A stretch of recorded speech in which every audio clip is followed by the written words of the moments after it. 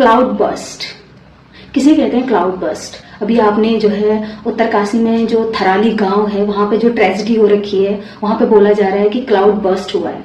लेकिन cloud burst की definition क्या है? क्लाउड बर्स्ट यानी कि जो एक सीमित एरिया में, यानी कि ये कह सकते हैं कि 30 से 40 जो स्क्वायर किलोमीटर का जो एरिया है वहां पे अगर 100 mm यानी कि 100 मिलीमीटर की वर्षा मतलब प्रति घंटे की दर से हो तो उसको जो है हम क्लाउड बर्स्ट कहते हैं। और लेकिन NDMA यानी कि नेशनल डिजास्टर मैनेजमेंट अथॉरिटी, जो डिजास्टर मैनेजमेंट एक्ट 2005 के अंडर बनाया गया था, उन्होंने कहा कि ये क्लाउड बर्स्ट नहीं है। ये जो घटना है इसको जो है GLOF कहा गया है। GLOF यानी कि ग्लेशियल लेक आउटबर्स्ट फ्लड। ये एक ऐसी घटना है जैसे आप यूं समझ लीजिए कि एक पहाड़ है, पर्वत है जो रेंज में है, और पहाड़ों में जो बर्फ पड़ती है तो आपने देखा होगा कि वो बहुत समय तक जो है पिघलती नहीं है। 12 महीने आपने पहाड़ों में देखा होगा कि बर्फ रहती है। बेसिकली अगर नीचे अगर बर्फ पड़ती है तो वो पिघल जाती है, लेकिन जो पहाड़ों पर बर्फ रहती है वो नहीं पिघलती है। क्यों? क्योंकि वहां का जो टेम्परेचर होता है वो काफी कम होता है, जिसकी वजह से जो है वो बर्फ जो है पिघल नहीं पाता है। लेकिन बर्फ है तो स्लाइड करेगा। जब बर्फ स्लाइड करती है धीरे धीरे, स्लोप है तो बर्फ स्लाइड करेगा। जब बर्फ स्लाइड करती है धीरे धीरे तो वो कहीं पे जाके तो रुकेगा। तो वो क्या करती है कि जो पहाड़ है उसके जो बॉटम में जो है वहां पर रुक जाती है और वहां पे एक नेचुरल लेक का निर्माण करती है। और जब वो नेचुरल लेक का निर्माण करती है तो उसको आसपास से जो पहाड़ है उससे जो है एक बेस मिल जाता है, जो एक डैम की तरह या फिर एक लेक की तरह काम करता है। लेकिन ये जो लेक है, जो नेचुरल लेक कह रहे हैं हम जिसे, वो कभी ना कभी ओवरफ्लो तो होगा।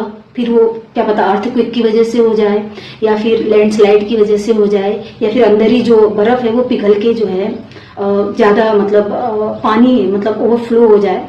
तो ये कारण हो सकता है। तो यही जो कारण है वो यहाँ पे जो है बताया गया है। मैं आपको जो है इस जो GLOF के बारे में बोल रही थी उसको मैं आपको एक एनिमेटेड वीडियो के थ्रू दिखाऊंगी अभी, तो आप समझ जाएंगे कि GLOF क्या है। तो आप ये वीडियो देख सकते हैं।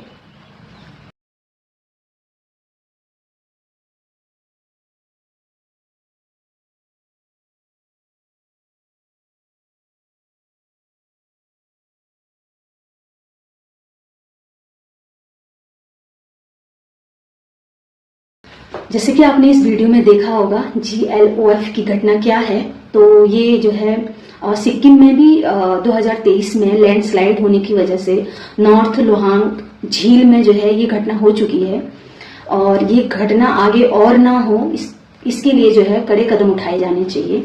और 2021 के बाद इसरो ने और NDMA की टीम ने, NDMA की जो टीम है वो सरकार का एक शीर्ष निकाय है जो देश में जो है आपदा प्रबंधन के लिए नीतियां, योजनाएं और दिशा निर्देश निर्धारित करता है। तो इसरो और NDMA की टीम ने मिलकर जो है एक सूची तैयार की थी जिसमें सेंसिटिव लेक जो थे उनका नाम था। तो हम अगर इस पे काम करते तो शायद ये ट्रेजेडी अभी नहीं होती, लेकिन हमारी गवर्नमेंट हमेशा वो काम करती है जिसकी हमें अभी जरूरत नहीं है। जैसे कि अभी कुछ समय पहले जो है ऑपरेशन कालनेमी चलाया था और उसमें बोला गया था कि हम हिंदुत्व को बचा रहे हैं, साधु संतों को बचा रहे हैं, जो बाहर से यहाँ पे जो आ रहे हैं ढोंगी उनसे जो है इस चीज को बचा रहे हैं, ऐसे करके बोला था। लेकिन मुझे लगता है कि उससे ज्यादा जरूरत है मानवता। यानी कि जब तक लोग रहेंगे तभी तो हिंदुत्व भी रहेगा, अगर लोग ही नहीं रहेंगे तो हिंदुत्व कहाँ से रहेगा। तो एक पेड़ माँ के नाम कर देने से जो है इन्वायरमेंट में जो है हरियाली नहीं आ सकती, टेम्परेचर कम नहीं हो सकता, और जो ह्यूमन कहते हैं ना कि मानव हस्तक्षेप यानी कि ह्यूमन इंटरफियर जो हो रहा है उसको कम नहीं कर सकते। और हम ये भी कहते हैं कि हमें जो है लोगों को अवेयर करना चाहिए कि पेड़ पौधों को बचाएं, पर्यावरण को बचाएं। पर मुझे लगता है कि लोगों को नहीं, गवर्नमेंट को अवेयर करने की जरूरत है। क्योंकि जो माइनिंग आपने देखा होगा कि उत्तराखंड में यानी कि गढ़वाल एरिया में बहुत ज्यादा माइनिंग होती है। वहां पर डैम है और डैम भी ऐसी जगहों पर है जो सेंसिटिव, अर्थक्वेक के मामले में सेंसिटिव में है। और अर्थक्वेक के मामले में जो 5 शीर्ष देश आते हैं उनमें भारत भी शामिल है, तो आप समझ सकते हैं। तो गवर्नमेंट को जिस काम की जरूरत है करने की वो नहीं करके वो इन चीजों के पीछे पड़ी है। नए मंदिरों का निर्माण करना, पता नहीं कि वहां पर कभी मंदिर था भी या नहीं, या फिर पुराने मंदिरों का जीर्णोद्धार करना। आई थिंक ये जरूरी हो सकता है पर अभी नहीं। लेकिन अभी के लिए ये ज्यादा जरूरी है कि हम इस तरह के जो हादसे हो रहे हैं हर मानसून में, उत्तराखंड में हर मानसून में ये ट्रेजेडी होती है। तो कम्युनिकेशन भी अच्छा नहीं रहता, जबकि टेक्नोलॉजी है, एआई की मदद से, सैटेलाइट की मदद से हम कम्युनिकेशन जो है अच्छा बना सकते थे, लेकिन कम्युनिकेशन ब्रेक हो रखा है। हमें इस पे आगे जो है कड़े कदम उठाने चाहिए, अदरवाइज ऐसे जो GLOF की घटना है वो होती रहेगी और जो 10 मीटर की जो नदी है वो 30 मीटर में तब्दील हो जाएगी और इस तरह की त्रासदी हो जाएगी। क्योंकि जो नदी है अपने साथ गाद, कंकड़, रेता, बजरी सब लेके आएगी ना, और जब वो आती है ना तो वो बहुत ही तेज आती है। और आप जो है इस वीडियो में देख सकते हैं कि वो कितनी तेजी से आगे बढ़ा है और किस तरीके से लोगों को जो है मौका ही नहीं मिला कि वो अपने आप को सुरक्षित रख सके। आप इस वीडियो में देख सकते हैं।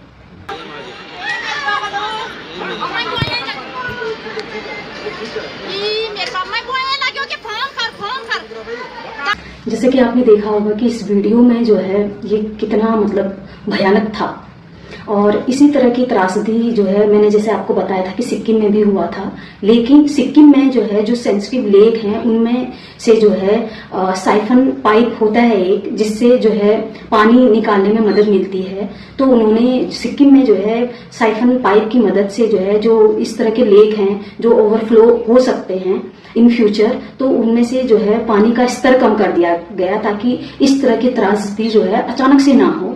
तो हम भी जो है इस तरह के साइफन पाइप का यूज कर सकते हैं। जिस तरीके से मैंने बताया कि 2021 के बाद जो है एक लिस्ट तैयार की गई सेंसिटिव लेक की, तो उन सेंसिटिव लेक में जो पानी का स्तर अगर बढ़ा है तो साइफन पाइप की मदद से हम उस पानी को जो है निकाल सकते हैं ताकि इस तरह की जो ट्रेजेडी है वो ना हो सके। और उत्तराखंड एक खूबसूरत जगह है, हिल एरिया है, टूरिज्म एरिया है, तो यहाँ पे टूरिस्ट आते रहते हैं। अगर इस तरह की घटना होती रही तो टूरिस्ट आने से भी यहाँ पे डरेंगे। इससे क्या होगा कि हमारी इकोनॉमी पे इसका इफेक्ट पड़ेगा और ज्यादातर लोगों को जो है रोजगार जो है इसी से मिलता है, तो उनका रोजगार भी छिन जाएगा। तो इस पे जो है कड़े कदम उठाने की बहुत ज्यादा जरूरत है। उत्तराखंड के पर्यावरणविद यानी कि आपने नाम सुना होगा सुंदरलाल बहुगुणा का, काफी चर्चित व्यक्ति हैं। उन्होंने जो है हमेशा से आवाज उठाई है इन चीजों के लिए कि यहाँ पे डैम नहीं होना चाहिए, यहाँ पे इस तरीके से माइनिंग मत करो, उत्तराखंड एक देवभूमि है, उत्तराखंड एक खूबसूरत जगह है, तो उसको ऐसे ही रहने दो। क्योंकि पहाड़ी एरिया है तो ऑब्वियसली पर्यावरण के मामले में भी मतलब आगे होगा। तो इसी वजह से उन्होंने जो है आवाज उठाई थी ताकि इस तरह की घटना ना हो। और ये घटना अभी से नहीं हो रही है, आजादी से पहले भी ये घटना हो चुकी है, आजादी के बाद भी ये घटना हुई थी, अभी भी हो रही है। और अगर इसी तरह का रहा, अगर इस तरीके से ध्यान नहीं दिया गया तो आगे भी होगा। तो इस पे कड़े कदम उठाने की बहुत ज्यादा जरूरत है। आपने मैती आंदोलन का नाम सुना होगा और कल्याण सिंह रावत का, और उससे भी पहले अगर हम बात करें चिपको मूवमेंट यानी कि गौरा देवी, और उन्होंने तो पेड़ पौधों को बचाने के लिए जो है मूवमेंट चलाया था। तो पर्यावरण के मामले में उत्तराखंड हमेशा जो है आगे रहा है, लेकिन यहाँ पे अभी गवर्नमेंट सपोर्ट नहीं कर रही है।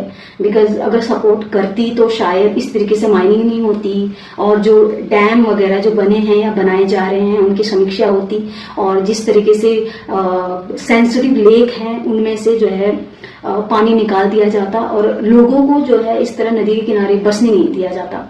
क्योंकि उत्तराखंड जो है मॉनसून के टाइम पे जो है इस तरह की ट्रेजेडी यहाँ पर होती रहती है। ये बहुत बड़ी ट्रेजेडी है, इसलिए सुर्खियों में रही है। अदरवाइज ऐसे छोटे मोटे ट्रेजेडी होते रहते हैं, वो इस वजह से क्योंकि यहाँ जो है क्लाइमेट चेंज हो रहा है, ग्लोबल वार्मिंग बढ़ रहा है, तो ग्लेशियर पिघल रहे हैं, तो उस वजह से जो है ये घटना जो है हो रही है। तो हमें बहुत ज्यादा जरूरत है कि हम इस पे ध्यान दें ताकि आगे आने वाले समय में ये घटना दोबारा ना हो और लोगों में इस तरह की त्रासदी ना बढ़े।